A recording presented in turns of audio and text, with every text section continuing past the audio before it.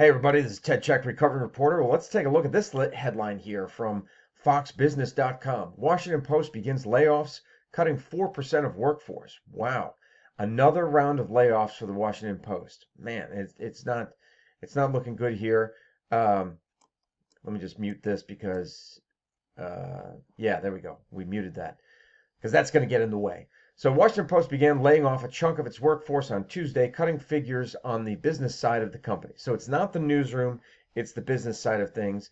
It's about 4% of the company or less than 100 people, but still, layoffs are layoffs, and layoffs are never good. I mean, I'm no businessman, but to me, layoffs indicate that a company is not doing so great. Um, and it was first reported by the New York Times. I'm sure with an inordinate amount of glee because the New York Times and the Washington Post are rivals to each other as kind of the top two newspapers in the country. Um, but here's a great way to put it. The Washington Post is continuing its transformation to meet the needs of the industry, build a more sustainable future, and reach audiences where they are.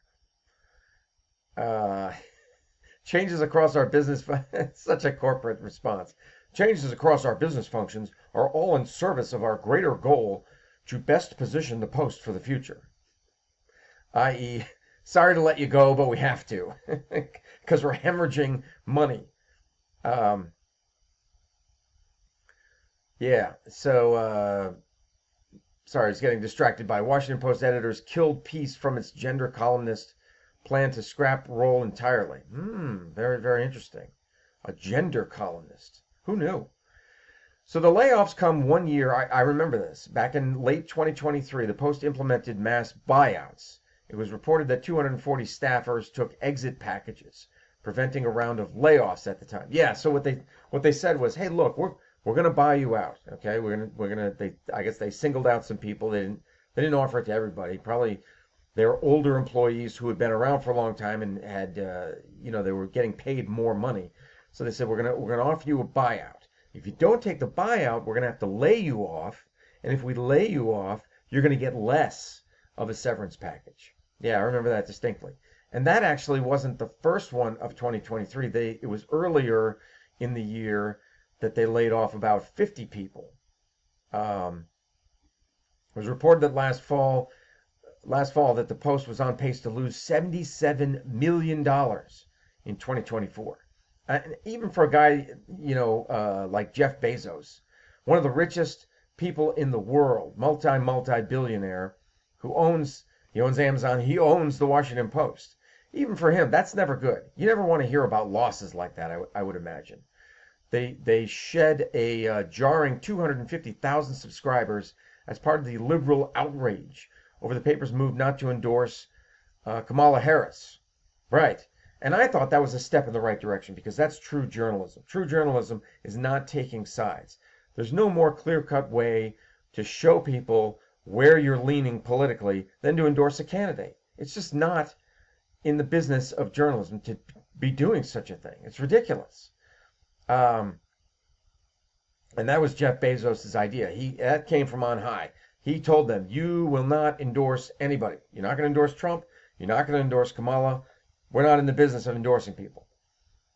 And people got outraged. But the theory is, if that is the beginning of something, if that's the beginning of a movement to bring yourself towards the center of journalism, of the way that you collect and disseminate news, then it would stand to reason, one would think, in theory, yes, you're going to shed some of your ultra left leaning followers, but you're going to start to gain if you back that up. If you talk the talk and then you walk the walk, if you back that up and that's the beginning of something and you continue to execute these new changes, you're going to gain some of the middle of the road to right leaning followers. One would think in time. But then I saw something that kind of was like,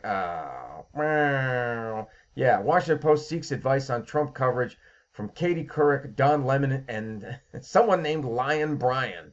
That is Brian Williams, because he lied about His involvement in it, he was overseas. I think he was in Europe, and he was in a helicopter, and he said we took fire. There was somebody was shooting at them, but it wasn't his helicopter. It was another helicopter. It's in my book. Um, it's in my book, Saving the Beast. And also concerning this, I think this was not that that the Washington Post sought advice from these people. I think it was just a column that somebody wrote, and that's who this guy, the columnist, interviewed. It's not that they had like a sit down conference with these people and asked for their opinion. But if I were Jeff Bezos, I would ask me. If you're going to interview these people, you should also balance it out with somebody like me, who's actually written a book on Jeff Bezos's imprint, Kindle Direct Publishing. Come on, Jeff, have me bring me on board, and I will, as a consultant, and I will tell you what you should really do if you want to turn things around with the American public. It's here in my book, but I'd be happy to swing by Washington D.C. and give you more advice on how to do things. And you know what? I think I might try to reach out to Jeff and tell him that, because I would like to see the Washington Post succeed. I would like to see them stop hemorrhaging. I think we'd all like to believe mainstream media a little bit more than we do. I don't think we'll ever believe them in 100%. I think there's been a loss of innocence, and yeah, so I don't think we'll be able to do that. I don't think things will ever return back to the way they were, but I think the Washington Post can do some things, can enact some changes that will help them regain the trust of the American public. But it's not by it's not by consulting these people. Yeah, because they're severe leftists, and that's just more the same. That's just keep doing what you've been doing, and then they're going to continue to lose money. They're going to hemorrhage more readers, and they're going to continue to have layoffs. So anyway, let me know your thoughts, and I'll talk to you later.